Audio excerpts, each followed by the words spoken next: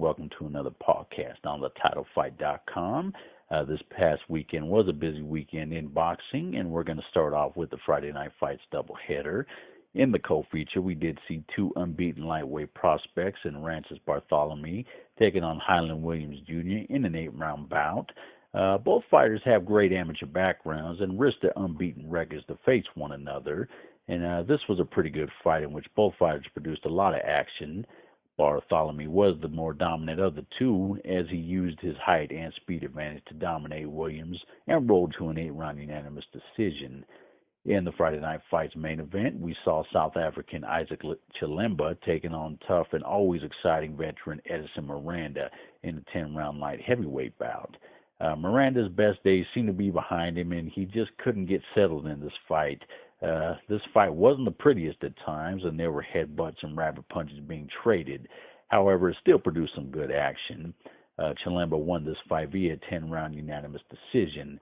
Now, Miranda's days as a serious contender may be over, as it seems like he'll only be used as a stepping stone for other up-and-coming fighters.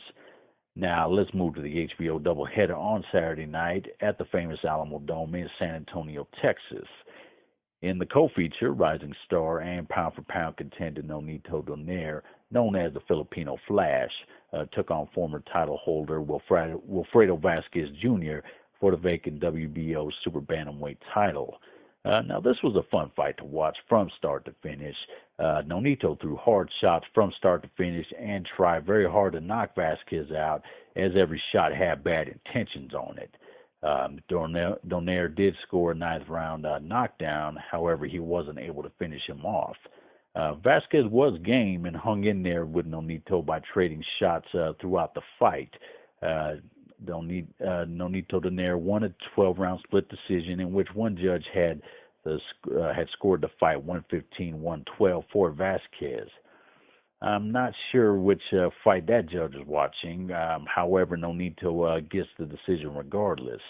Now, Donaire hurt his left hand in as early as the 2nd round, and you can see his hand wrap was badly soaked with blood once the fight ended. It wasn't Nonito's best performance, as he took more shots than he needed to by trying to go for the knockout bomb. Vasquez did aggravate Donaire at the weigh-in, and Nonito vowed to knock him out, and that's probably why he fought the way that he did. In the future, Nonito needs to settle down on his shots and get back to boxing basics, and it will serve him well. You got nothing to prove there, Nonito. Just go in there and take care of business the right way. You don't need to try and impress your supporters by going for the home run bomb all the time. Your supporters are behind you all the way, champ. So let's move to the main event, in which Julio Cesar Chavez Jr. defended his WBC middleweight title against tough veteran and former world title challenger Marco Antonio Rubio. Chavez had a hard time making the 160-pound weight limit, as he bulked up to 181 pounds before going into the ring and didn't look his best in this fight. This was a rough and tough battle the whole way through, and it was a pretty ugly fight at times, as there were a lot of rough inside fighting being done on both ends.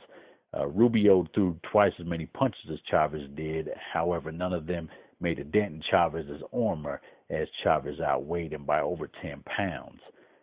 Chavez did get the 12-round unanimous decision and showed a lot of heart in this fight, as he did what he needed to do to win, even though it wasn't pretty. Chavez was very honest and humble in his post-fight interview, saying he wasn't at his best, and if he were to fight Sergio Martinez today, he wouldn't stand a chance. Now, I was really impressed with Chavez's honesty and humbleness, which we don't see from a lot of fighters. Chavez obviously took a page out of the Lexus Arguello book for boxing classiness. In terms of his future, Top Rank can match him with any fighter that they want to, and he'll still draw a huge crowd, as Chavez is a very popular and marketable fighter, and he has a loyal following of fans who will pay to see him fight no matter who's in the other corner. He was able to draw over 14,000 fans in the Alamo Dome, and that number is only going to increase as his career progresses. He does need to be in better shape for his future bouts. A couple of lifestyle changes wouldn't hurt. Chavez was arrested on January 22nd for driving while intoxicated.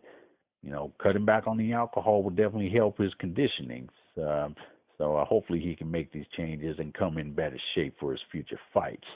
Now, Top Rank is possibly going to match him with Andy Lee in his next fight, which I think is a big step up in class for him, and I really hope this fight gets made as he needs to start fighting top-notch opposition. Well, that about does it for this session, Fight Freaks. Until next time, this is your boy Big Steve G. Have yourself a good one.